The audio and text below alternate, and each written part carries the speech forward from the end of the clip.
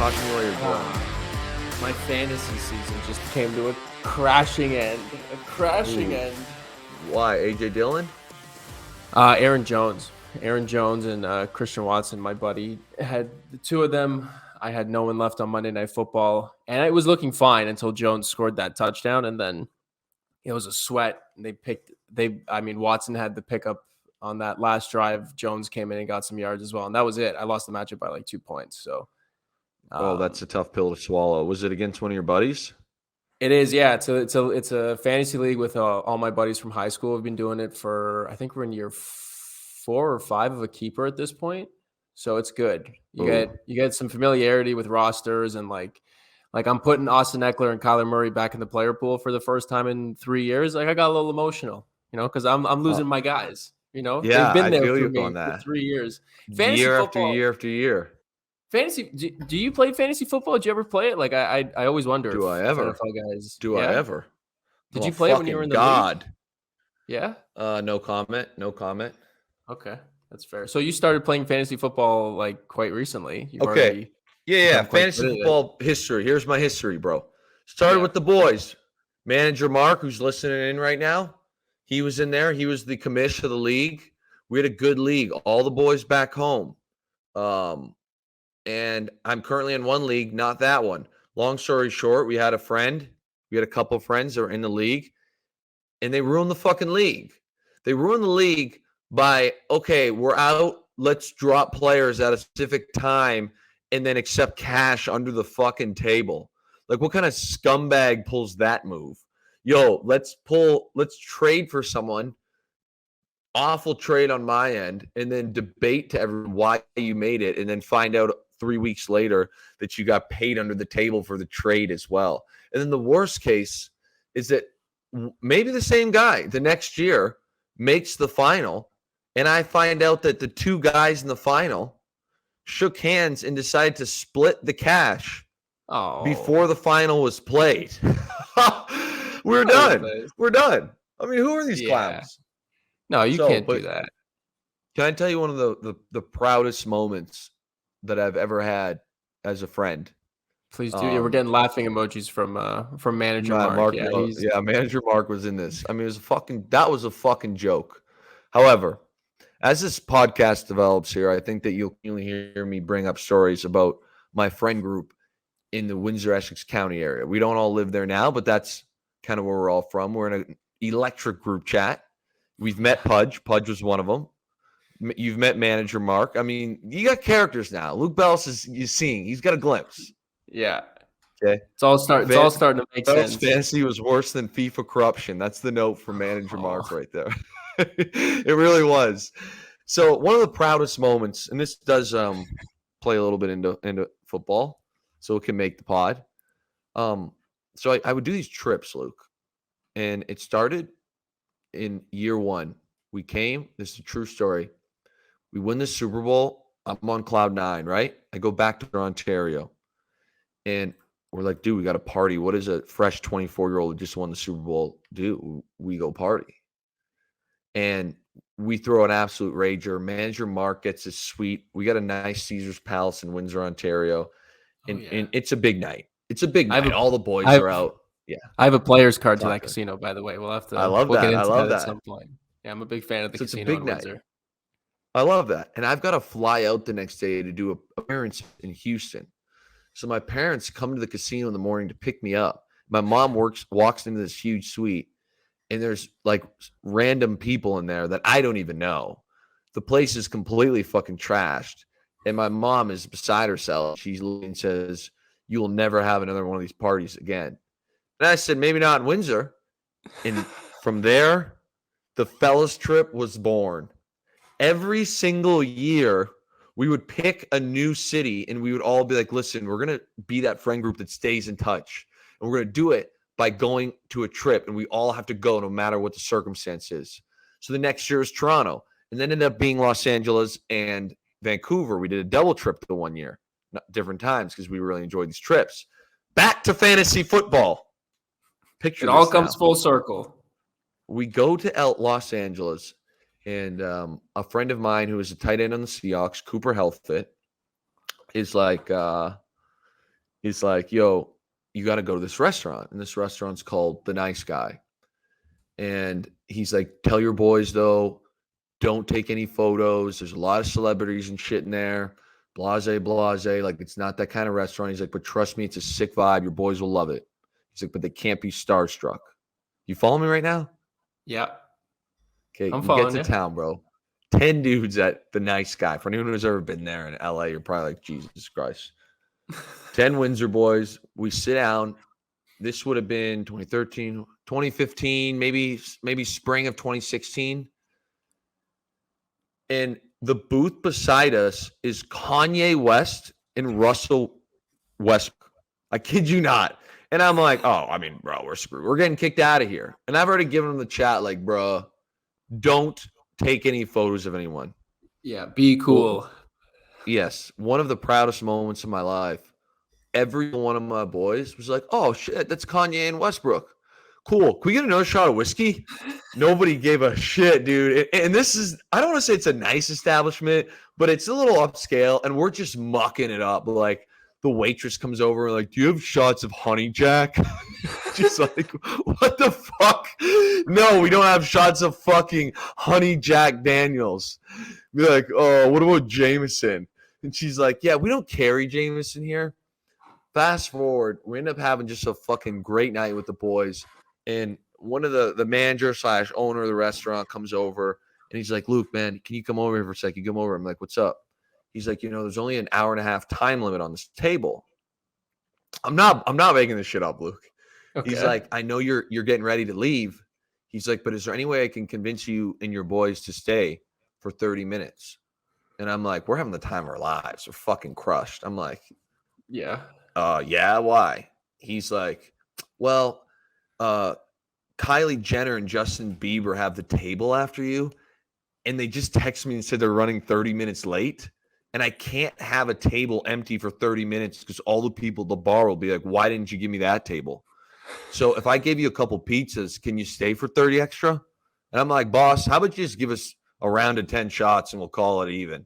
And he starts dying. He's like, what kind of shots do you want? And, of course, at that point, I think we were drinking Bullet Rye. That's all they had there. Yeah. Fast forward, guy comes back with the Bullet Rye. He's like, hey, man. He's like, you remind me of my boys in New York. He's like, any chance you want to play in a fantasy football league? We need one more guy. No way. I've sworn to secrecy with who's in this league. There is a couple of famous actors in it. It's quite comical. And in this league, I have now played for, I think, 6 to 7 years straight. I've won it twice. I've been in the playoffs every fucking year. The league is not great, and I let them know that. The guys make a lot of questionable decisions. And this year, I won the Reggie season and got the bye. And the best part was my team underperformed this week. So I would have been bounced from the playoffs if it wasn't for the bye. And I know it was a long-winded story, and I'm expecting a note from manager Mark here in the corner telling me to shut the fuck up. That's a true story, and that's the fantasy football league I play in. And we're going to let it, man, and I'm going to win it again. As much as I'd like to dive into your fantasy football endeavors, so you're sitting there, you're playing it cool, right? There's Kanye West, Russell Westbrook. You're playing it cool. Yes. Is there any part of you that's like, I wonder if they'll like appreciate that we're not giving a fuck and like.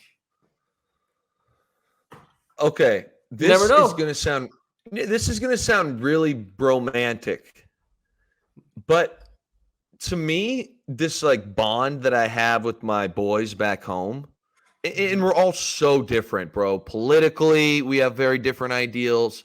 Job-wise, there's very, a crazy variety of different jobs. Where people live, like, it's not like a group of hockey players. There's a couple soccer dudes. There's a couple, let's call it hockey guys. There's a football dude. 2 ex-pro athletes. One guy in the MLS. Oh, they're all Canadian. One guy, myself, and a couple engineers. So when we get these moments, it's like seeing them is more like enjoyable than like seeing Drake. And like we don't see each other that often. And the group chat is live every day. And we always say, who needs enemies when you have friends like mine? So Yeah, I know where you're probably thinking like, yo, dude, Kanye West is sitting beside us. This was 2018, not current day Kanye. Yeah, yeah. But like for us, it was like, holy shit, we all have gotten out of LaSalle, Ontario, and we're in fucking West Hollywood right now, and we're about to have the time of our lives, and the boys are together, and we got a house in the hills. This is incredible. So that's kind of more the energy we're on. That's understandable. That's understandable. Fuck Drake. My And the boys. Guppy Cup is I'm on the with my line. boys. The Guppy what? Cup is on the line, bro, and there's nothing. Yeah, the Guppy. The Guppy Cup. Yeah. The Guppy Cup is the most coveted trophy in Essex County. You're probably wondering what the Guppy Cup is. Yeah, please fill Every me trip all the that we viewers go in. on, we have a physical trophy that has a guppy fish on it and the World Cup ball on the top, like the little golden ball. And we hand it out to the trip MVP and we plaque it with the city and the year. And you might think like, oh, it's just funny. It's not funny, bro. The fact I'm yet to win a Guppy Cup, runner up a couple times. I feel like fucking Lionel Messi at the World Cup right now. Like I am not an official fella until my name is on that trophy. Yeah. That's just big facts. I mean, I just became aware of the Guppy Cup 90 seconds ago, but I'm quite shocked to learn that you don't have several just up on the wall. It says a lot about the group. Bro. It says a lot about the group. That's what I was going to say. I don't really think it's my performance. I have met Pudge, and the very limited experiences I have with manager Mark, he seems like an absolute riot. The problem is, remember the flag story? Wait for it. Remember the flag story about our guy Mario? Yes. The fastball high and tight. Yes. Mario, from the years 2013, let's call it to 2018, because now the game's passing by. Bringing Mario Dury on a fellas trip was like bringing Babe Ruth to Yankee Stadium, bro. This man was unbeatable. This man was thank you, calling his shots, pointed out, hit the dinger. I mean, Babe Ruth had more homers in a season than most rosters combined did. That was the kind of competition I was going up against. Like you had to have Hall of Fame trip to even be considered against Dury. The guy is a GOAT. But the game has passed him by, unfortunately. And Luke, to segue us into football, I'm starting to wonder if the game of football is gone by Bill Belichick. No, I'm not. I'm not. That's not how I'm going to dive into that. But we got to talk laterals. We got to talk what's going on here. With Jacoby Myers yesterday, Rasul Douglas on Monday night. Like, what's with guys all of a sudden? Just these protect the ball. Like, what's going on here? I don't know. And I would say that Pete Carroll, as far as like creativeness, as far as like guys like being allowed to play freely and kind of not make things up, but like push the envelope a little bit, is probably the most lenient coach in the NFL. And one of the first things he said when he got there is, "Don't ever lateral the fucking ball unless it's a hook and ladder." I don't ever want to see that shit, because the reality is the stats don't lie, and those stats say that if you win the turnover margin, your percent chance of winning this league is outrageously high. If you have a +2, I think it's like somewhere in the mid 80s. +3, and I want to say in the 90s. So the idea that you have the ball and you're going to leave it unprotected for any reason is wild, dude. And there's so many things that can go wrong. This isn't rugby where that's the way the game's played. The reality is that even if you think, hey, here's a guy, he's running, I'm going to make this pitch. Okay, the way you hold the ball in rugby is you're kind of there ready to throw it off, right? And everyone's looking for it. In football, you got that shit high and tight. So now all of a sudden you've got to like manipulate it into a throwing motion, grip it, turn. Dudes are trying to kill you at this point. So even if you go to pitch it and you get clipped, now all of a sudden it goes on a bad angle. And the last but final piece of this thing is you don't know what the person you're pitching it to is thinking. Again, like I bring the situation up where I'm like, all right, look, let's say you have the ball and you and me are on the same team and you got the ball and you're fighting for extra yards. The last thing on my mind is Big Ball's belly is about to pitch this shit to me. I'm trying to find a block. So now here I am chugging a deal, boom, boom, boom, and you pitch the ball at me. Even if it's right in my chest, there's a split second where I'm like, oh, shit. Yeah. You know, like, and that's when mistakes happen. We saw it with Reggie Bush in the 2006 National Championship. See if producer Alec can get that bad boy clip up. Shout out Pete Carroll going for a three-peat. Reggie Bush making shit up. I mean, you just don't do it. And you certainly don't do it when the game is tied with no time left and you call a draw. You called a draw, bro. You didn't call a hook and ladder. Ramondre Stevenson, that shit is wild. Wild. And then he goes to Jacoby, which is even, it's like, hold my beer, boss. You want to pitch it to me? Bro. Watch this. So how much percentage? Yeah, so for those of you listening, so hear me out. Can we pause this for a sec? Producer Alec, can we pause it for 1 sec? Oh. Can we go back maybe like 10 seconds? The game's tied, bro. This isn't a hook and ladder. When we would run this stuff like, yo, let's say we're down 5 and we want to run a hook and ladder because it's too far to throw a Hail Mary. Okay, it looks like, I can't tell, but you look like Jacoby Meyer at the top. Basically, he would run the hook and or is that Aguilar on the bottom here, Devontae Parker? I can't really tell. Parker, I don't know. Okay, whoever it is. One of the outside cats runs the hook, and the other guys get in pitch relation. And then everyone else also gets in quote-unquote pitch relation. You might have a couple O-linemen that are like, okay, you guys are going to go lead the charge. But when I say pitch relation, that, talk to me. I was going to say pitch relation for the people that didn't play in the NFL. Behind him. You can't pitch the ball forward. Get behind him. Get to a spot where you're far enough away where it's not a handoff, but you're also close enough where you're not Jacoby Myers throwing it 33 yards across the field. Yeah. And it's like, if you're a skill guy, get in pitch relation. If you're an O-lineman, try and get in someone's way. Facts. You also don't run a hook and ladder ever when you're tied. That's not a thing. It's not a thing. No, I could count on like one hand how many times I've been watching football for my whole life, how many times I've seen a lateral in like a tie game.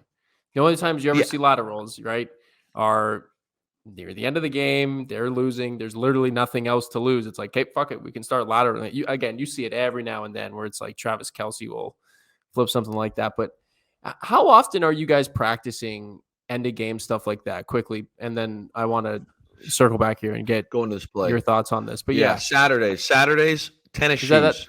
That's the whole chasing every Saturday stuff? in tennis shoes. And it would be one time like, hey, probably won't use this. Saturday is the day, I've told us a couple of times on here, you're chasing ghosts, bro. Things you don't think happen, but just in case they come up, let's all just know what to do.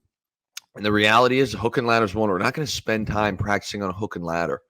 Yeah. Okay. Not at full speed. So it's like, yo, boss, here it is. We're going to go. And I mean, let me rephrase that. You might do it one time in camp, and you're definitely not doing it against your defense because that's how injuries happen on plays like this, weird movement, shit like that. So it's like, hey, here we go. Let's focus in. This is a situation. We're going to call the hook and ladder. Boom. We would do it once a week, and we would always joke because we would throw it to like an O-lineman to walk into the end zone and see if the O-lineman could catch and shit. But again, like you get in pitch relation. Alec, can we fire that back up? I'm sorry, boss. Okay, play this shit. First and foremost, this is not a hook and ladder. It's a fucking draw. There's no time left. Matt Patricia calls a draw, a safe play. It's conservative guy. All of a sudden, what? Pause. Back. I'm sorry. Back to where Ramondre's got it. Bro, look at this pitch. There is 1, 2, 3, 4 dude, 3 behind him, and 1 in front of him that Mike could just come smoke him. This is wild, bro. I don't even know. Like, to me, if you're going to make this thing, you turn and throw it you zip one to Henry. Like, to make this pitch, play it, this is crazy that this even worked out. This is what I'm saying. Whoa, bro, and he gets smoked. And now it's like Jacoby's like, fuck it, cue the circus, and you can't really tell. But what do you think Matt Patricia's saying in the background right now? Let's see if we can see his live reaction. Can we rewind it 2 seconds and see if there's any? It's blurry, but there's a shock. There we go. Play it. Oh, he was like clapping his hands together. And do you think he's saying stop or get down? Stop. I would be yelling, get down, get down. No, no, no. Yeah. Yeah, I feel like I would be yelling like, hey, like get down, get down, get down. Like I'm like, I don't want to clap for the sake of audio, but yeah, I would be hands up saying stop. Myers gets fucking drilled there and puts the most perfect. Watch Myers get hit when he throws his shit. 1, 2, 3, boom. See ya. Right in the gym. Oh, got him. See ya. Bro, and like, shout out Henry for trying to chase this down. He, must be a big coach's guy right there, trying to get us on film, a little hustle play.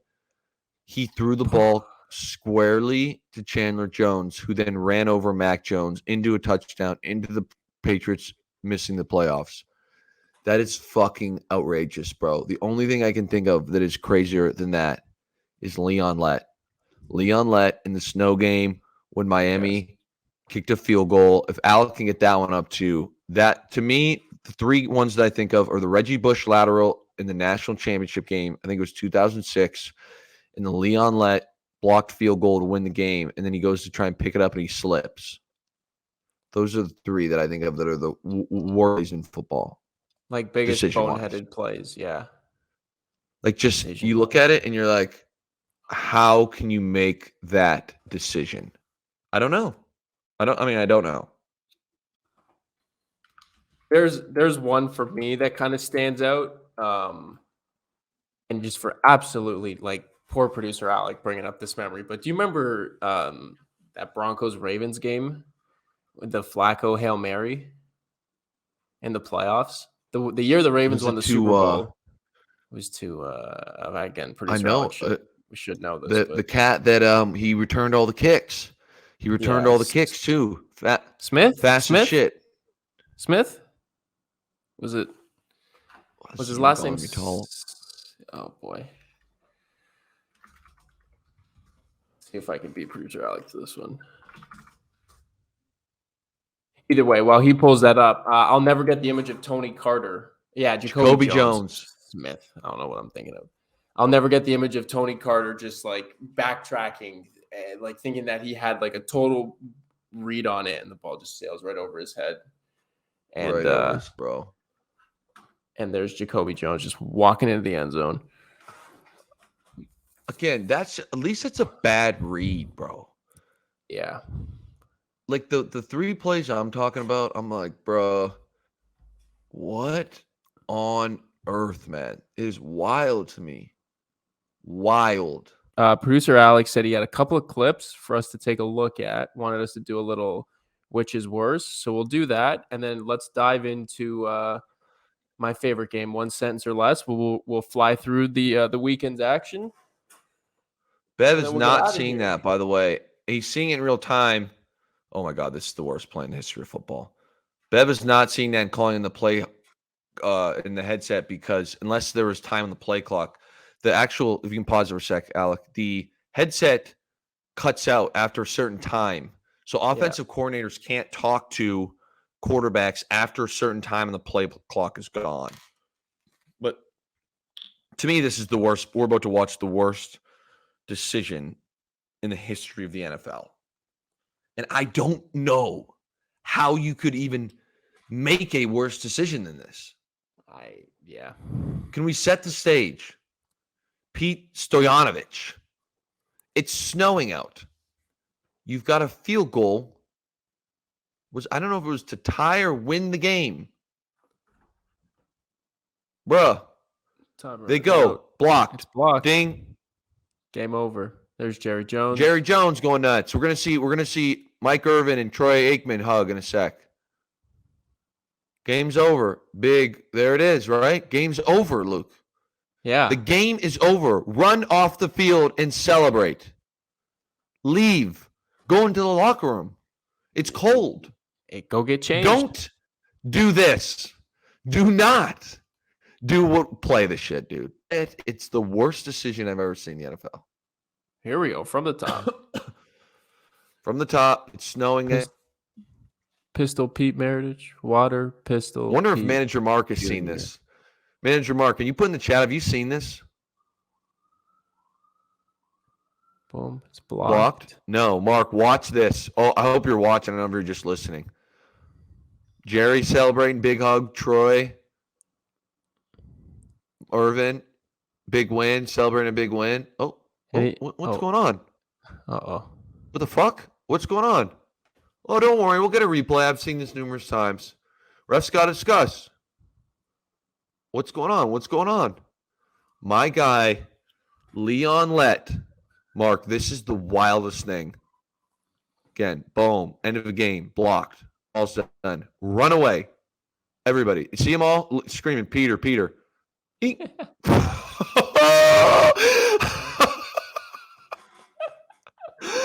My guy tried to scoop and score. What's he doing? Slips and kicks it. Bro, this is a touchdown for the Dolphins, and they win the game. The game is this is a touchdown. Slip, bank. Oh. Wasn't a TD. Sorry. Oh no, they kicked a field goal, and I thought they called it a TD. So I've got it wrong this whole time. Either or, they kick a field goal in the next play and win the game. This isn't as bad, but it's up there. Correct me if I'm wrong here, but USC, pause it, has this won. Is the this is the Vince Young game. This is the Vince Young game. USC has won 2 natties in a row. I believe the only team that potentially was about to three-peat. Don't quote me on that, but I'm pretty sure that they would be the only team that ever won 3 straight national championships. Pete Carroll, the boys, they come out, they slap one. They slap one 7-0 against Texas. Everybody thinks Texas has no shot. Here we go. Screen ball. Reggie Bush. Boom. Got him. Boom. I'm out the gate. Boom. I'm down to the I'm going to pitch that shit to the fucking, what looks like to me, a walk-on tight end. Bro, it was about to be first down and 10 from the 19, and you're up 7-0. And again, this kind of goes to my point of the whole beginning. He gets hit. The window kind of closes. He can't pitch it. 48. Again, pitching into a guy wearing 48. Prime example, Alec Reed. 48's not expecting it. And we all know it was in this game, bro. And you cannot tell me that this didn't take points off the board. Oh, yeah. And, the pitch, he pitches it forward, basically. That's the other part. Because your momentum's taking you forward, that even when you're trying, I'd never actually seen this play before today. I know. This is crazy. Everybody talks about the Vince Young TD at the end of the game, right? Yeah. That's the college football thing when Vince Young runs it in. But it's like, that's the funny thing about football. Even that last play of the game, you think of the one we just watched with the Seahawks at the end of the Super Bowl. So many things happen in these games that lead to that moment. And this one was a bonehead move. The cursed catch right before that, right? Kicking his feet, yes. Kicked his unbelievable. Feet. Very bad. And then let's see the third one. Producer Alec, we can both be sad here. From the 30. What are we doing here?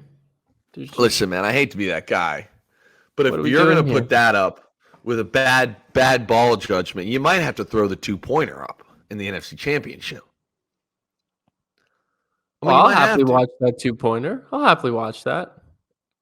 That's bad judgment. 32 is one, but also 26. 26. Tony Carter. Okay, let's see let's do a quick. Yeah, go ahead. Mind you, this play happened at a time when the internet was a little different. When this play happened, Twitter was a horrible place to be the night of this game. Like these poor guys were just getting the worst. Like I feel like that's kind of I like Twitter is still Twitter. We can get into that later, but I feel like just in terms of like the attacks, it's not like it used to be because that was what like 10 years ago. Like Yes. the early 2010s were a scary place on the internet. Very, very scary. You have the what on earth? This is wild to me in the one play there, and then we got a full half of that from the Indianapolis Colts on Saturday. The Indianapolis Colts, who became the biggest losers in the history of the NFL on Saturday, blowing a 33-0 lead at the half against the Minnesota Vikings. And can I be honest, Luke? Just can I keep dumping on you? Yeah, not surprising. With the way the Titans are playing, Oh, that this division was wide open, bro. yeah. No, Like I know. what is the Colts record right now? 4-9-1, I think. Yeah, I mean, if they go to 5-8-1, like the reality is, like 7-7 Titans aren't winning this division. No, They aren't. no. They would have been, I believe, half a game out of Jacksonville, who's probably going to win the division. Oh, Tough time. I'm well aware. I'm well aware. I'm not proud of this. But when I go into my FanDuel, my FanDuel Canada app, and I click this yes, I'm fit to play button, and I pull up my active wagers. Here's a $5 wager. Placed it 2:05 in the afternoon on Saturday. I believe the Colts are up by at least 20 at this point, maybe 24. Indianapolis Colts division winner, $5, pays 200. Oh. You hate to see it. Oh. It's so my question to you about a game like that. Yep. Do you feel the momentum flip while playing the game? Because it seems like while watching it, you can sometimes just watch a game and go, oh, that muffed punt. Well, not even like a muffed punt, like a missed extra point, kick hits the upright, a dropped pass, a fourth down stop. You just feel these momentum swings, right? Like you can feel them through the television. What are you feeling in a comeback like that? If you're the Minnesota Vikings, something starts to click and you just start riding with it. And on the flip side, So, yeah. how does it not stop the bleeding? In a way, early. This is what I say. The only comeback that I can really think of in my time, which was a strange one, and it was the first time that I had this kind of energy at all, because in college we weren't very good. So it was like shit. The moment we started losing, we're like, fuck, here it goes again. My rookie year, we are, I think, 8-1, and we play the 0-9 Tampa Bay Buccaneers at home, led by Mike Glennon. Oh, They come out and slap us. I believe it was 21-0, and we got a field goal at the half to make it 21-3. It might have been 21-0 at the half. And I was like, holy shit. And we went at the half, and Pete was like, okay, hear me out. Let's be honest now. He's like, not the way we planned this one to go. He's like, but we're going to come back, and we're going to win this game. He goes, but I'm going to tell you right now, we can only do that. We cannot score 18 points all at once. He's like, do you got the stats up? Was that right? Was it 21-3 at the half? I'm pulling it up right now. I'm trying to just get This a would hold have of been it. 2013 season against the Tampa Bay Buccaneers. Mike Glennon. Buccaneers. We won in 21-7. overtime. Okay, so you might have scored right at the half then. Yeah, Does that Jermaine sound right? Kearse. Jermaine Kearse with $1.40 left in the second quarter. There we go. Sounds close. So it's 21-7, and Pete's like, bro, we can't get all these points back at once. We're going to have to do it one play at a time. So in a weird way, how the momentum starts is you really simplify it. And you're like, you know what? We got nothing to lose. We're supposed to lose now. You're not supposed to come back from 14 at the half, right? One play at a time. And it's like, boom, you have a 10-yard pass, and you're like, hey, we're just playing ball, seeing what happened. Like, we're always going to fight. One play at a time. Boom. Next thing you know, it's like you get one, and you're looking up. You're like, okay. But on both sides of the ball, you basically simplify it like you got nothing to lose because technically you should already have lost. But the reality is, if you're we ended up coming back and winning that game in overtime, I believe 27-24. Did I nail that? 27-24. They were up 27-21 at the half. They kicked a field goal 5 minutes into the third They were quarter up to go up 21-7, 24-7. Yes. Then they were up Then 24-7, and then the comeback began. The So comeback started. Not a 33-0 comeback. And this is what I'll say about the 33-0 comeback. As much as it's on the Vikings because they had to make a ton of plays, you have to place blame on the Colts because the reality is there's only so much time in these games. And what I mean by that is, hey, let's say it's 33-14. At some point I think it was 33-14 in this Colts Vikings game, or I think it might have been 33-16. It was some weird numbers out there, whatever it was. Yeah. It's like, bro, you sit there, you look on the sideline, you talk to the boys, and you say, let's put our foot on their throats. I was laughing because I was texting Brian Hayes, my new teammate, on the overdrive. Yeah. And I was like, about that. Yeah. And I was like, boss, we need to put our foot on the Rams' throats right here. We had the Packers covering it tonight. Yeah. And they did. And then if you listen to the Aaron Rodgers post-game interview, maybe producer Alec can put that out there. But he says something, I think it's with Lisa Salters. Does that sound right? And he's like, yeah, we had a lot of opportunities to put this team away, and we didn't until that last drive. That is a huge thing that was spoken about in NFL locker rooms. Putting teams away. You got a 4-point lead. You got a 7-point lead. You got a 10-point lead in the quarter, and you blow it. It's as much on the motherfucking offense as it is the defense. We were not a high-scoring offense in Seattle the year we won the Super Bowl, but we had this thing. We were going to wear him down. Tom Cable, our line coach, would always say this shit. We're going to take Marshawn, and we're going to wear him down with 3-yard gains, 4-yard gains. Even if we don't get a 2-yard gain, it's going to be physical as fuck. They got to bring down Marshawn Lynch 35 times, 40 times a game. You got to tackle Marshawn Lynch. And now all of a sudden in the fourth quarter, they're like, I don't want to do this shit anymore. And then we break off 6-yard runs, and then 7, and then a 15, and then a 20. And now all of a sudden we go on a nice 7.5-minute drive when we're up 10 or even up 5 or 4 or 3 in the fourth quarter, and it's like, damn, game's over. Yeah. Game's over. We choked them out. A huge thing in the NFL. Huge thing. And yeah, that's really like that ability to run the ball. I just looked at it. You guys on average ran it 31 times a year, your rookie season. On average. Wild, right? So that's on average. That's just such a luxury late in the game to just be like, let's just go pick up a couple of first downs. And the Colts didn't have Jonathan Taylor. So, there's that difference maker maybe in the fourth quarter, late in the third, where it's like the game's getting away from us. Hey, just give him the ball 3-4 times, let him extend some drives. Because you're up 33-0. My biggest thing there is like the clock. The clock is just, it's always going to be your friend. Keep it running, 100%. Keep it moving. Keep it moving, keep the clock running. Simple throws.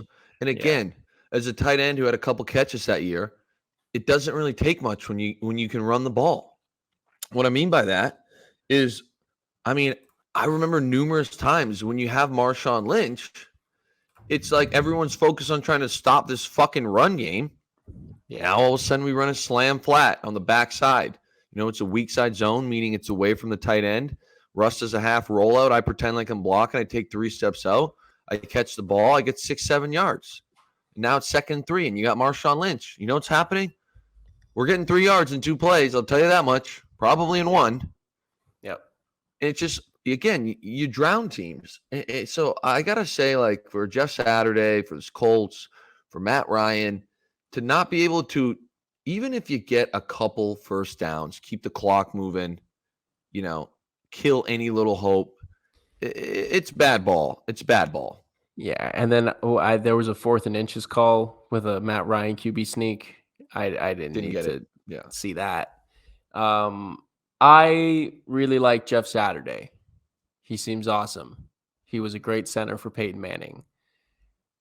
I don't know if he's the guy to be the head coach here for the Colts. I know we were both pretty hot on him early. I'm kind of torn. Because I think I think he might kind of stink as a head coach. Doesn't seem to know how to use his timeouts late in games, and doesn't The seem the timeout best thing was bad. at managing a lead. But that's you gotta figure that stuff out.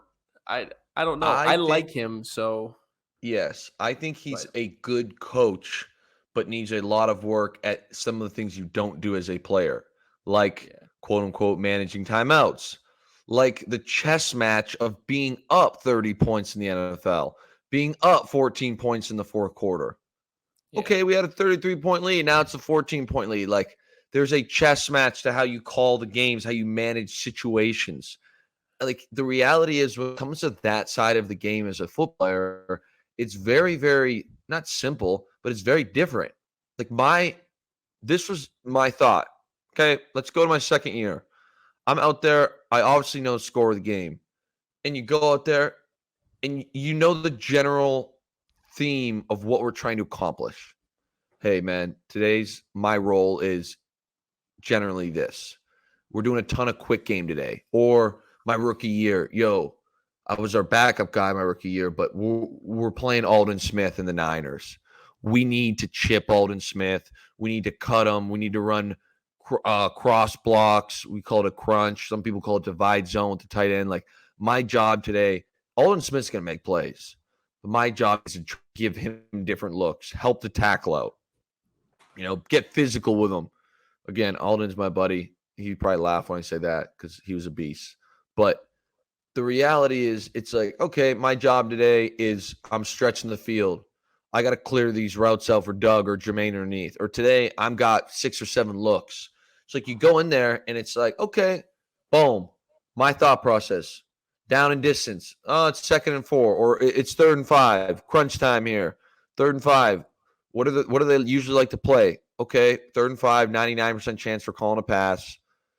Okay, boom, here's the pass. What's the concept we're running? What's the coverage I'm looking at? I mean, this comes after, like, let's get lined up, yeah. I'm not thinking Oh, like, there's 3 minutes on the clock.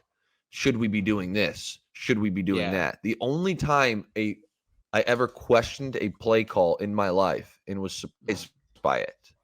Mm-hmm. Take a guess. Did it come in the Super Bowl? Yes, that was the only time in my entire career, every play I ever played, where I was like in the huddle and I was like, "Holy shit, that's kind of weird." I didn't say that I out loud. Yeah, I got Only a time. buddy of mine, my old roommate. He just moved out a couple months ago. Yeah, He's got a take on that play. I would love for him to give you his pitch on why that was the right call. I would just like to see how that conversation goes. I wholeheartedly disagree with him, but we have nights where he and I we start talking ball bro. and it always comes up and Is he's your like, buddy "Dude, awake right now? he might be." I don't know. I could see. Send him a fucking text and send him a fucking link. I can't wait to hear this shit. Let me see. Bro, I hope he's awake. You're telling me you have a buddy that can rationally argue us throwing the ball on 2nd and goal from the half-yard line to eventually lose the Super Bowl. Yeah, I think like and I don't want to misquote him here, but I think his take is basically it took the greatest play in the history of the Super Bowl to blow up that play. Okay, So so here's one. I don't really divulge this information, but I'm going to divulge, which might change your buddy's mind. This is the toughest part of that play for me, Luke. Okay. And preferably, I want to say this, man, or producer Alec. I don't even want to clip this for social media. Only people who listen to the cast get to hear this one. Okay, is that fair? this is So our safe space. the week before, 2 weeks before, we're playing Packers in the championship, and Darrell Bevel, who was a tremendous offensive coordinator. I don't give a fuck what anybody says. That guy was fucking GOAT. Okay. And now we're seeing it. Now we're seeing what Yeah, and you know what I'm saying. Okay, Daryl Bevel is a GOAT in this league. Walks in on Wednesday morning, and he goes, boys, we've got to tell it's going to happen, and we're going to score a touchdown. And he never did this shit. Like, it wasn't his no. And he's like, listen, for some reason, in almost every single game, Dom Capers will call cover 0 anywhere. Not in the red zone, not on a 3rd and long or 3rd and short or a specific situation. It could be on our own 20. It could be on their 20. It could be at midfield. It could be 1st down, 2nd down, 3rd down. Down distance doesn't matter. He will call it once a game. It's bizarre. No rhyme or reason. Just throw it in there. He goes, and for those of you who don't know cover 0, it's a very risky thing. They basically send the house. Everybody is in man coverage, and there's no safety help on the top. So when there's no safety help on the top, they always play inside leverage because now as a cover guy, the sideline is your friend. If you get beat, if you're outside leverage on a dude, they run in the middle of the field, you're screwed. Bev comes in and goes, Tramon Williams plays outside leverage during this call. I've never seen anything like it. He goes, we're going to check to 50 Cobra. 50 was a protection. Cobra was a sprout concept. He goes, I don't give a damn what personnel we're in. Every single person on this offense is going to know what to do, where to go. If we're in base personnel with a fullback and a tight end, you better know where you're going. Sure as shit, we get to overtime. We're in 22 personnel with a fullback. Yeah, producer Alec might have to pull this one up. He might have to pull this one up. Yeah. I'm on the line of scrimmage. Opposite me is Tony Moyaki. And I hear us go, easy. Check 50, Cobra. And I'm like, oh, shit. Oh, my God. We're on the 40-yard line-ish, somewhere in there. We've got one wide out on the field. Will Tukuafu, our that 295-pound fullback, splits out to go play the X receiver. Okay. And by the way, blocks, which should have been blocking downfield. So Bev was probably irate at that. I run the world's shittiest corner out because I know there's a 0% chance that I'm getting the ball, and I want to watch to see if it actually works. Okay. And sure as shit, Curse catches it on the inside shoulder of Tremaine Williams. The first guy down there to celebrate is your boy, and we go right to the Super Bowl. Fast forward. Bev walks in. Oh, I can't make this shit up, bro. Oh boy. Wednesday, the next week, it's not Super Bowl week yet, but we're prepping it. Yep. Boys, just a heads up.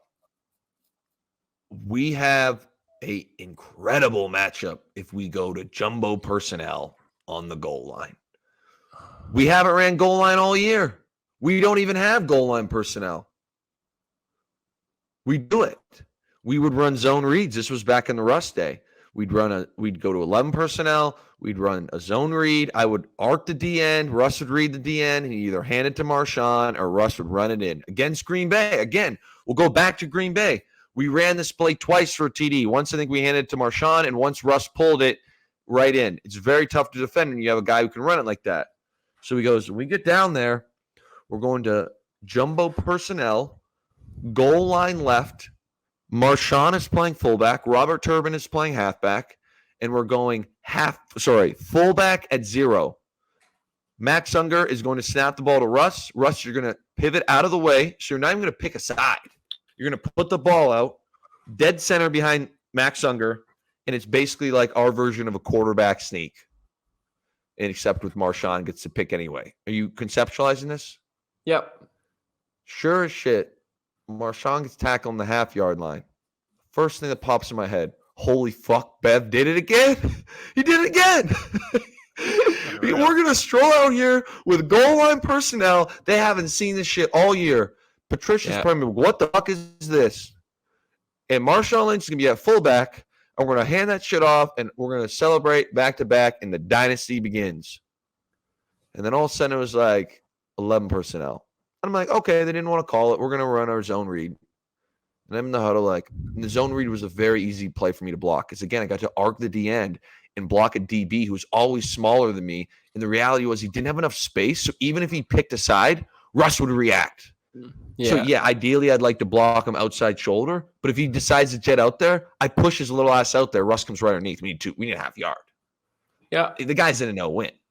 I'm like, oh, bro, here comes 94 read, or you might have called it 94 buck.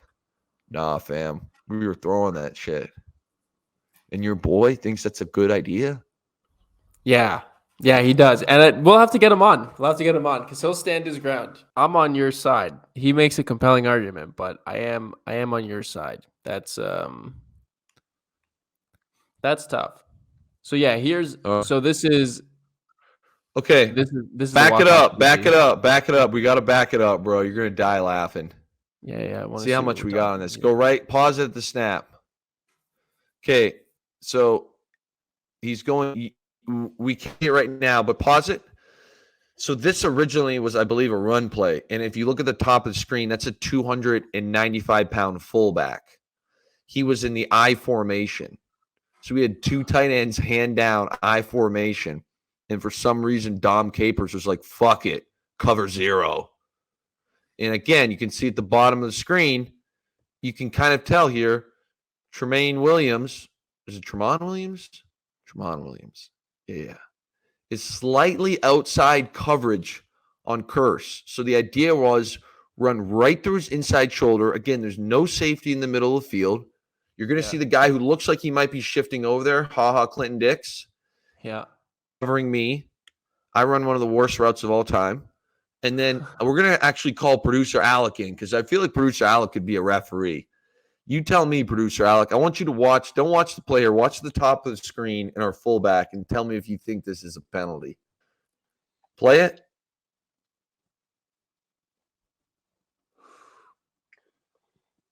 I mean, they're not going to call it. That's just good hand fighting. No, that's good hand fighting. I like that. Just good hand fighting. He lets it play. Lets it play. Good hand fighting. Yeah. Yeah, let him play. So again, let him play. Let him play. So no flag. Again, you can see me looking right there. I'm like, holy shit. I'm looking back. I don't know if you can see it on the screen right there. I'm like, bro, we're going to win this shit. We're the 35. And then play this all the way and see if it goes all the way on this thing. I don't even put my foot in the ground. I remember like, bro, let's get this play over. Boom. I just bleed into it. And then I turn. I'm watching. He snags it. See if it goes all the way. Game's over. Throws in the stands. I'm screaming right there, boys. I'm like, we're going to the Super Bowl. Just going fucking nuts, dude. That shit was so much fun. I mean, look at the crowd. Bro, look at that shit. Imagine the energy in there. Imagine that shit. It was wild. But think I'm just picturing you running a better guy. I'm just picturing you running that route. Like, let's just get this fucking shit over with, man. I just want to see this pass. Yeah, I'm like, bro, snap it. Like, you don't want to call a timeout. I'm like, snap it. I just got to get out of here, make sure I hold Clinton Dix down. I mean, do nothing. Get out of here. Boom. And there it is. There we go, bro. To the Super Bowl we go. To the Super Bowl you went. And those are the kind of stories you're going to get when you listen to the full podcast, because like you said, where that's not going to get clipped on social, that's not going to get put out anywhere. That's all you're going to get right here on episode 5 of all time. And we'll keep this rolling a little bit. We're about 50 minutes in. I think we got another 15, maybe 20 left in this year. All right, Luke, you want to play a game? Love to play a game. We got to play a game. It's my favorite Sunday night, put it out Monday morning game. 1 sentence or less. We're going to go through every game that took place this NFL week, and we're going to try to give our takes on it in 1 sentence or less. It rarely works out, but you know the rules. We've already done Vikings, Colts. So we'll start with the Saturday games. Browns, Ravens. I'm getting worried about the Ravens. I cashed out a Super Bowl future I had on the Ravens. I never cash out Super Bowl futures, but I took them at 20-1 in August. They were at 20-1 last week, and I was just looking at it, and I was like, this just isn't going to happen. And the Ravens just feel like they're in such a weird spot. Without Lamar, it's very, very tough. But the reality is I still think they're kind of good, dude. I mean, you look at it, and it's like they ran for 200 fucking yards. Like this Scored 3 team with points. Lamar, will be fine. Will I think they win the Super Bowl? No, but they're still a very good team. I'm gonna flip one on you, man. Yeah. What's more scary is Deshaun Watson, bro. I don't like talking about Deshaun, Yeah. but he better pick it up quick, bro, because they're gonna run his ass out of motherfucking town. Oh yeah. I mean, he's been terrible since he's been back. He's been terrible, bro. And the weird thing is, he's shaking the rust off. You know what? You had 10 weeks off or whatever the fuck it was. You should be watching film, ready to come in here chomping at the bit. Instead, you look like Mary's lost little lamb back there. Can't say I feel bad. There's no reason why physically he shouldn't be as like sharp as attack and ready to go. Like there's been nothing physically hindering him over the last however long that he wasn't playing. The fact that he's not playing all that well, Yeah. Oh well. You hate to see it. Right. You truly do. No. Bills Dolphins. Let's start. Dolphins, very strange how they go from being that bad to looking okay. They looked okay. Yeah. You know? What do you think of the whole Bills? heater stuff? What do you think of the whole heater stuff? I thought it was a little overblown that they brought heaters to LA and all that shit. That was very, very strange. I think people were making something out of nothing, to be honest. Like if dudes want to have heaters on the sideline, even if it's not super cold, sometimes I would like a heater, just, keep the body warm. Like not from it's cold out I play, but it's like, I mean, if it's a light heat, and this is the other thing. Every single bench that I sat on in my NFL career had heaters on it. The only difference is whether or not they were turned the fuck on. So I'm like, what heaters do these guys bring? So I guess that's the thing is like, as someone who like I've been in sports media for 3 years. I've followed sports media very closely for a very long time. I've never heard of a story like this where it's a team going and playing a game in LA and there's talks about heaters. Like it just felt like something that I never heard before. And for some reason it didn't like, it felt like bait almost where it was like, oh, the Miami team is going to Buffalo. They don't want to play in the cold and all that stuff. So like that's the thing. Every bench you sat on was heated. They're all heated benches. It's just a matter of if they're on or off. Yeah. There's certain, if you see just a regular ass bench, it's not heated. But it was weird. They would just add those extra seats. The main two benches, the big white ones, and every team has them. I've never seen a team that doesn't have them. Yeah. They're heated benches. That's why I'm like, bro, what extra heater did they bring? And again, like, those big ass fans that like look like they're blowing fire. You ever seen those? I don't know if those are the heaters that they brought, but it's like, okay, who gives a shit? If they want to blow a fucking Mad Max heater, because that's what they look like, on the side of the fucking sideline, who gives a shit? Not my problem. Like, we're in LA, it was absurd, bro. I don't know what media pundit out there. Were you gonna do a Bills thing? Do you have a Bills take from this game as well?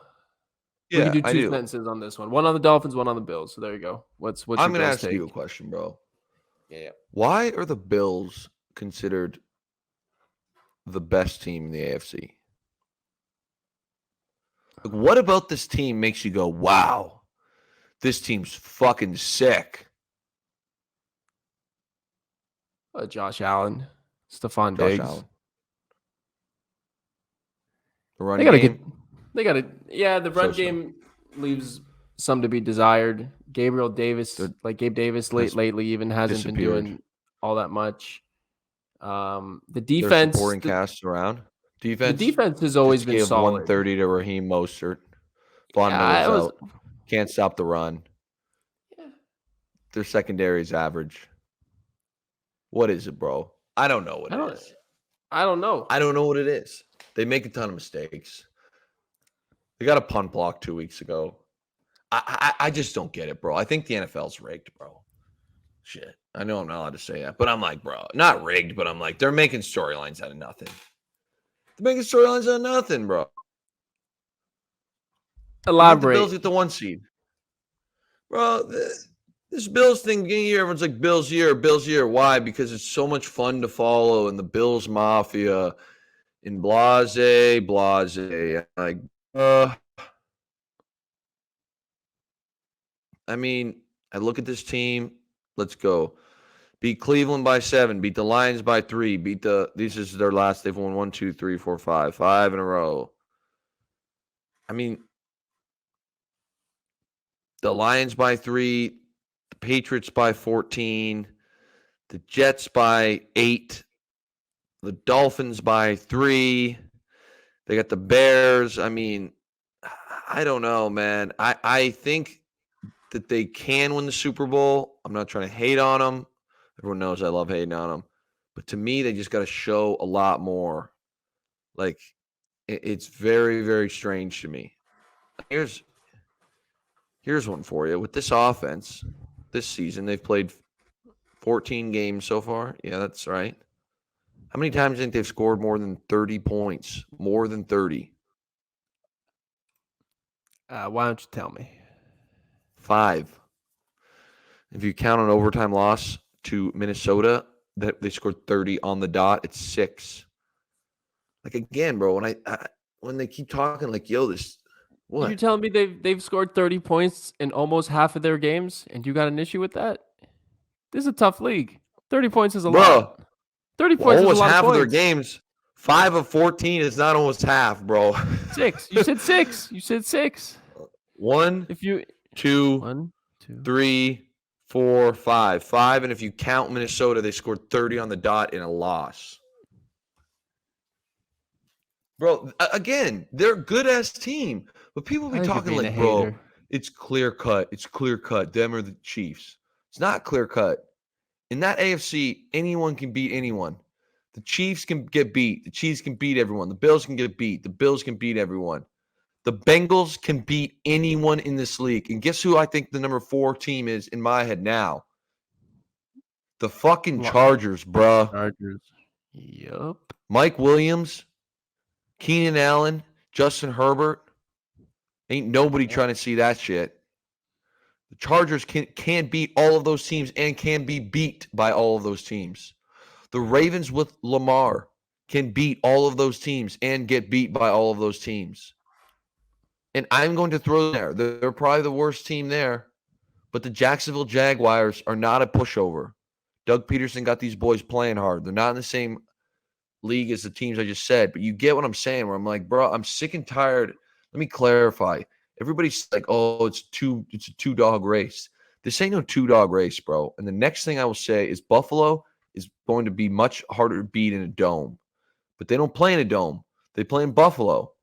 Like, hypothetically speaking, if Baltimore has to go to Buffalo and it's a snow game, a true snow game. Yeah. I'm not saying they can't win. Bills. You take the Bills. The same way. Lamar.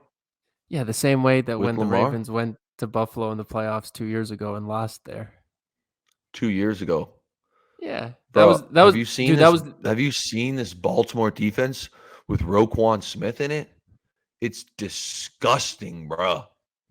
It's disgustingly good. Lamar comes back, they only got to score 20, 24 points, bro. This defense is legit and mean, bro. And trust me, when you wake up every morning, you got to go to work in Owings Mills, Maryland, you naturally get mean. Place stinks. Nice facility, but Owings Mills, not the place to be. Trust me on that. Chipotle is a delicacy there.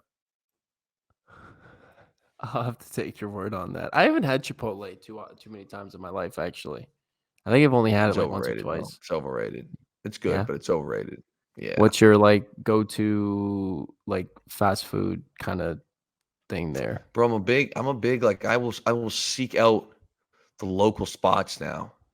Like when I came down to LA, my goal was to never go to Starbucks because in my hometown that's hard. It's very, very hard. I find it hard in Ontario. And you like Starbucks? In LA, that shit ain't hard. Krispy Kreme for Alec Reed. You did read that. I do like a Krispy Kreme donut. It's been years I've had one. That was mid. I mean, I don't mind Luke Starbucks. Willson. Yeah. But here's my thing, bro. If I'm in LA, like, there's all sorts of non-corporate things I go to.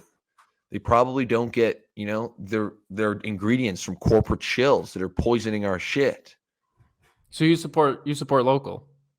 Yeah, but not unlike the I'm a hippie, I support local. I support No, local because like I think it's better. yeah.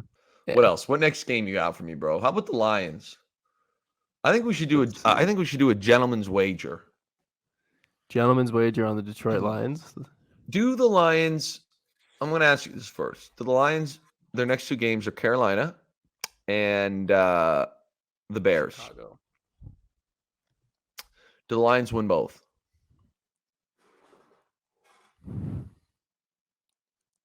No. He's mad. No. Which one do they blow? They're going to lose to the Panthers. I got them losing to the Bears. But okay, that'll be our gentleman's wager. Yeah. And then here's my last question. Let's play this out just for fun. Yep. I know where you're going. Let's say the Packers, which this is a big if, beat the Dolphins next week. And then they got to go back and beat the Vikings. Let's say the Packers do that. Again, that's not a for sure. The Seahawks are definitely going to lose to the Chiefs, in my opinion. And I don't say that very often. I think I pick them to win every single week, no matter who they play. So the Seahawks go. They got the Chiefs, and then their last two games, I believe, I've got it fired up right here, are going to be, I know the last one I think is the Rams and the Jets. The Jets first. So let's say that the Seahawks lose to the Chiefs and lose to the Jets. Okay? Boom. So now they're 7-9. The Commanders are the only other team that is in front of the Pack and the Lions right now. Correct? That I'm talking for that last spot. Yep. The Commanders have a very tough schedule. Very tough schedule. Uh-oh. Niners. Commanders. Niners and Cleveland and Dallas. Now, it could be, Dallas, who they play. Let's say they lose to the Niners, lose to Cleveland. Deshaun figures out how to play football. Lions slip up. Pack versus Detroit. Last game of the year. Wins. Could be a playoff game. Who wins, bro? I mean,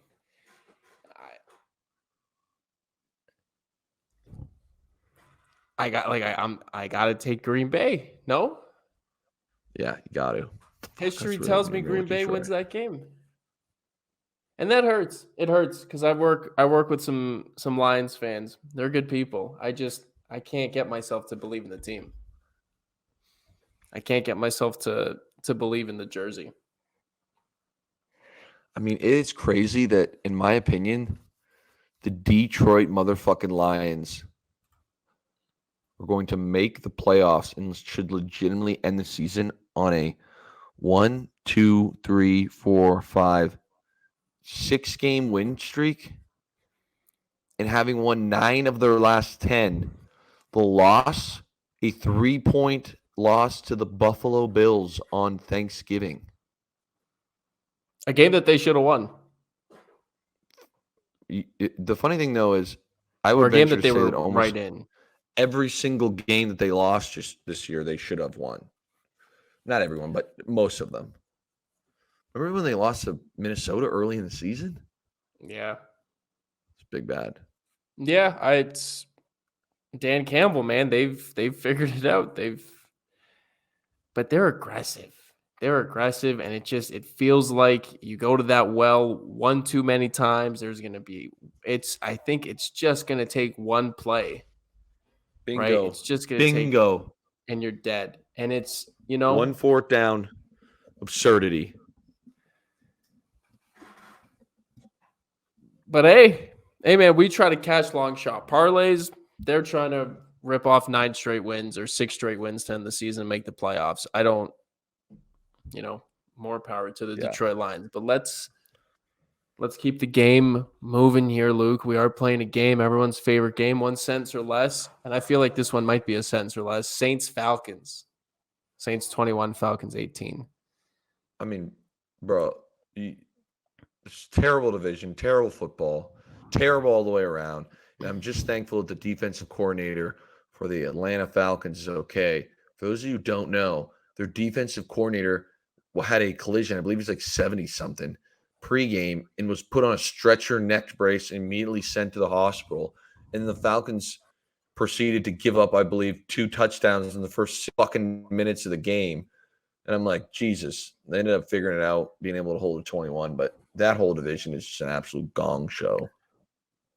Yeah, the Falcons are an abomination, and I lost the same game parlay by a half yard in that game to would have been 40-1 that would have cashed. So I'm cool to never speak about that game again. Steelers, Panthers. Steelers go to Carolina, win 24-16. And Mitch Trubisky looked good. Yeah? Mitch Trubisky looked good. I mean, let's get the stat line on Mitch, bro. I'm about to get it out. 17 of 22 for $179. Yeah, he looked good. How many picks? None. Yeah, no turnovers, no 0. touchdowns. And that was the issue the week before, right? He had the 2 red zone interceptions. QBR 83.5, quarterback rating over 100, 100.4. I mean, again, when I say Mitchie Trubisky looked good, we're talking relative terms here. He controlled the game. You know, he was efficient. Only 5 incompletions. They ran for 156. I mean, it's Dr. Jekyll, Mr. Hyde, I guess, with the Steelers. Mike Tomlin, again, I would give Mike Tomlin coach of the year every year, man. I don't know how he does. This team should be 0-15 right now. Oh, he still hasn't had that. Yeah. Don't have a quarterback. It's crazy, man. He still hasn't had a losing record yet, right? As a head coach, that's the stat coming into this year. The win brought them to 6-8, so they have to run the table to finish 9-8. I feel like that's something in terms of like a motivation fact that Steelers might be trying a little harder down the stretcher than your average 6-8 team. Vegas, Baltimore, Cleveland. That's their final 3. Vegas, Baltimore, Cleveland. Yeah, not happening. Not happening. Eagles, Bears. Big takeaway from this game. Obviously, the news that we found out today. Had we recorded this yesterday, we would have missed it. Jalen Hurts looks like he's going to be out for some time. What is the official injury designation on our guy? Jalen Hurts. Sprained shoulder.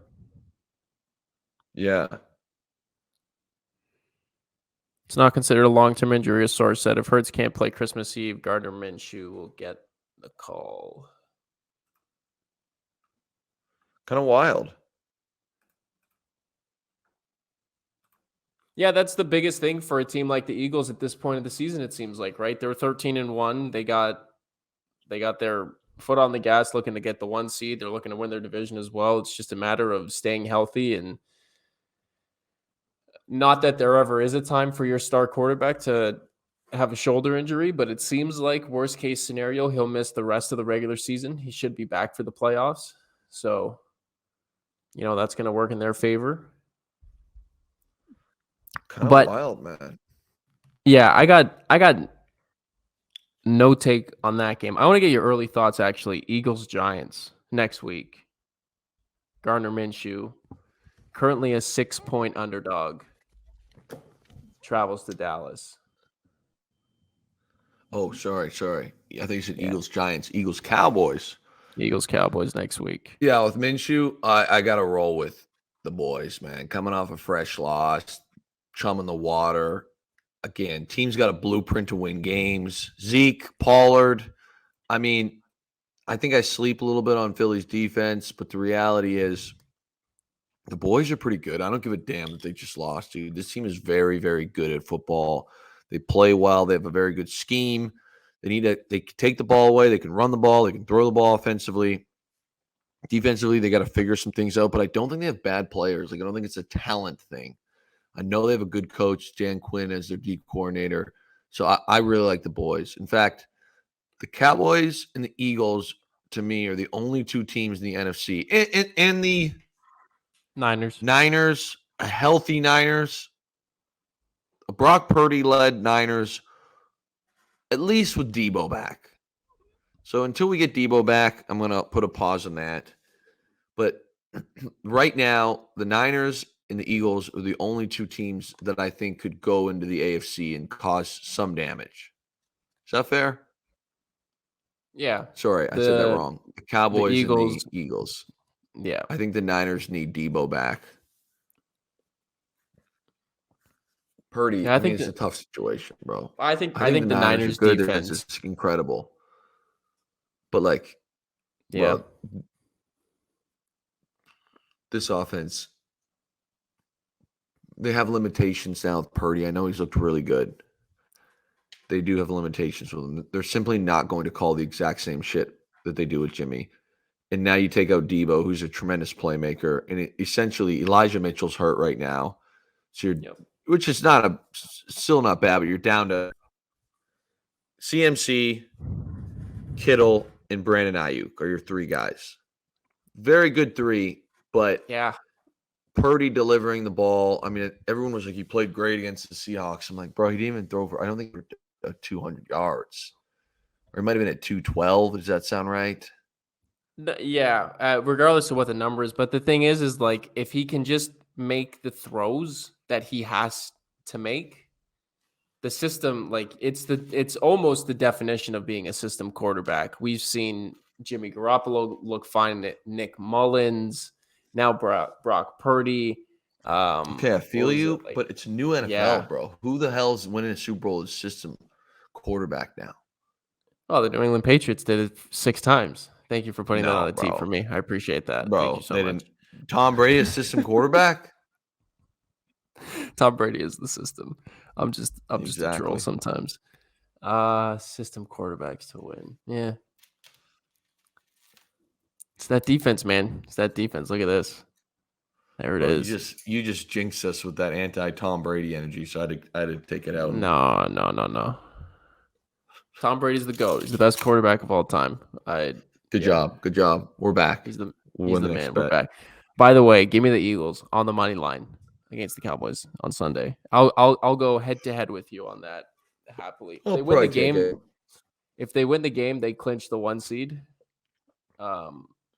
And they just lost their Hurts isn't going to play, but it's the ultimate. Let's just roll in Dallas, win the 1 seed, celebrate there, and then we can just get healthy, and nothing else matters. Yeah.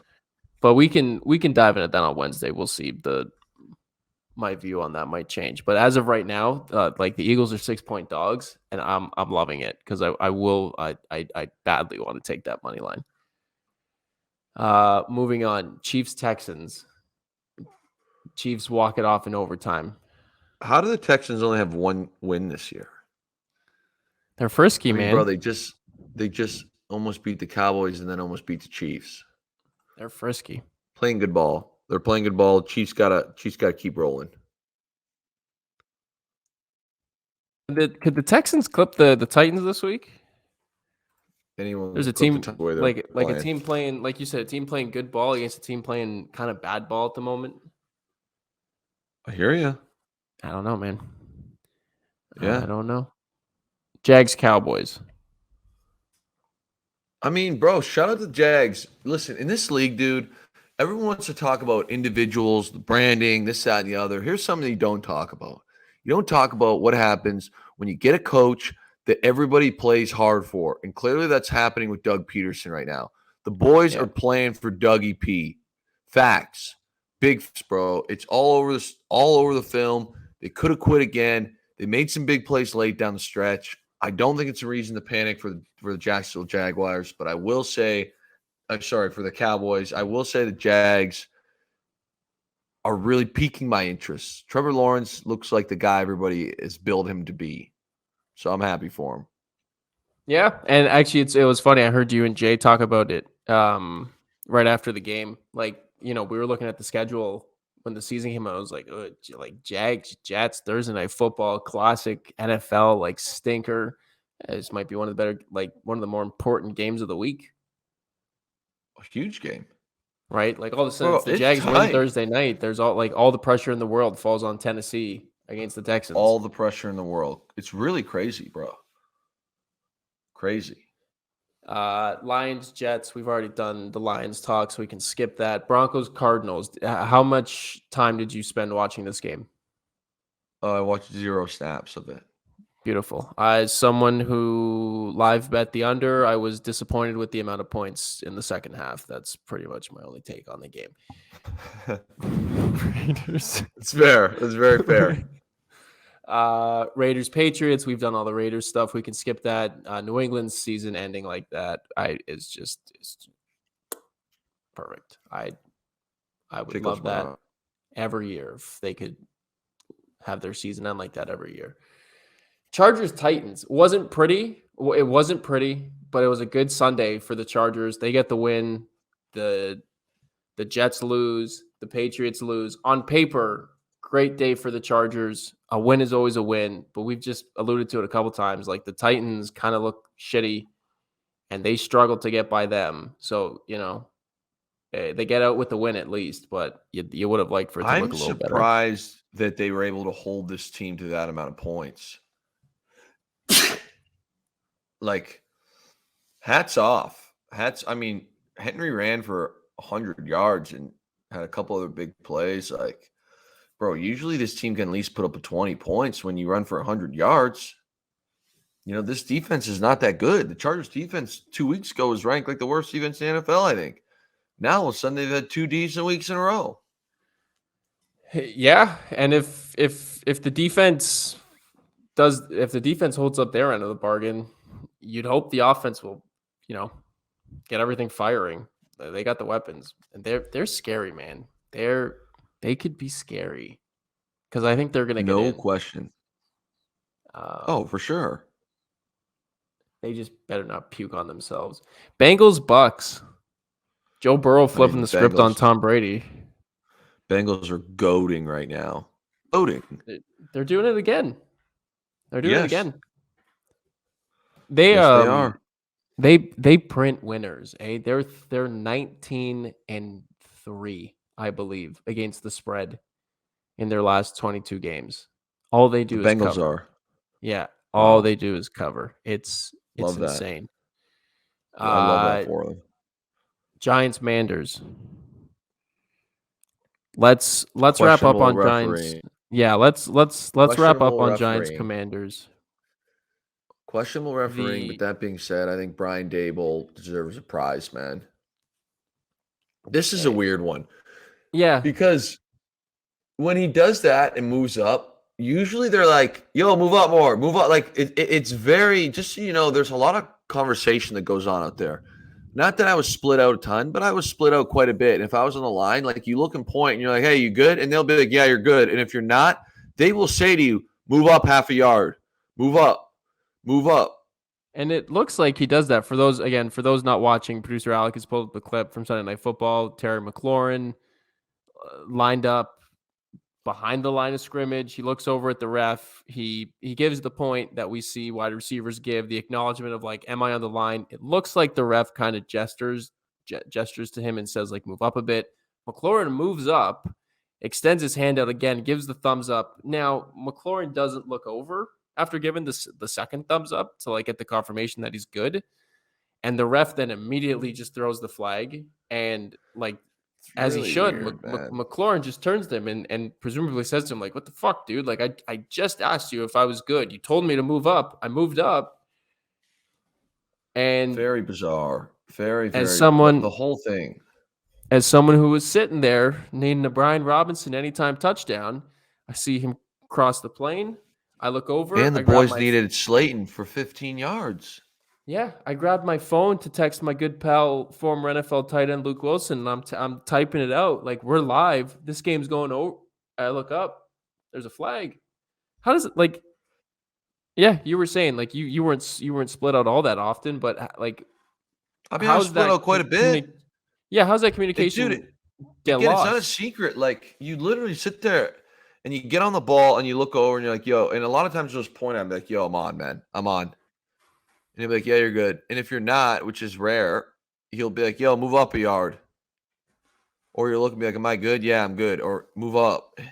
It's very strange, man. The whole thing is very, very strange. I think part of what happened with Scary Terry there was that because there's a shift and emotion, he wants to be careful of moving up while that motion is going on because then if guys aren't set, there's like that whole illegal motion thing. Yeah. But still, dude, just very, very bizarre. The whole thing was really, really strange. Can I just like a complaint about the league? Yes. That like Of course. that had no impact Effect on the play. play Agreed. at Yes. all. I don't like. That's my you thing. see- Is if he Yeah. would have ran a route, like let's say he runs a fade route, now you can't press him. Throw it. Sure, anything. Throw it.